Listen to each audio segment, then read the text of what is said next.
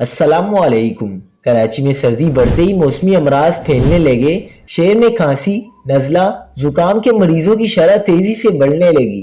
شہری احتیاط کریں، طبی ماہرین نے خبردار کر دیا۔ کیا آپ حالات حاضرہ سے آگاہی حاصل کرنا چاہتے ہیں؟ خبر کے پیچھے چھپے اصل حقائق جاننا چاہتے ہیں تو ابھی سبسکرائب کیجئے دل مل پاکستان کو اور ساتھ ہی گھنٹی کے نشان پر کلک کر دیں۔ آپ کو بتاتے چلیں کہ کراچی میں سردی بڑھتے ہی موسمی امراض نے شہریوں کو لپیٹ میں لے لیا۔ کھانسی، نزلہ اور زکام بھی تیزی سے پھیل رہا ہے۔ طبی ماہرین کے مطابق بدلتے موسم کے سبب کراچی میں انفلوئنزا اور اوپیڈیز میں نزلہ زکام کے مریضوں کی شرح میں تیزی سے اضافہ ہو رہا ہے۔ روزانہ ہزاروں کی تعداد میں مریض ہسپتالوں کا رخ کر رہے ہیں۔ سرد ہوائیں اور موسم کی تبدیلی سے بچے سب سے زیادہ متاثر ہو رہے ہیں۔ طبی ماہرین کے مطابق انفلوئنزا ایک سے دوسرے شخص میں تیزی سے پھیلتا ہے۔ اس موسم میں ایک دوسرے کا تولیہ استعمال کرنے اور ہاتھ ملانے سے گریز کریں۔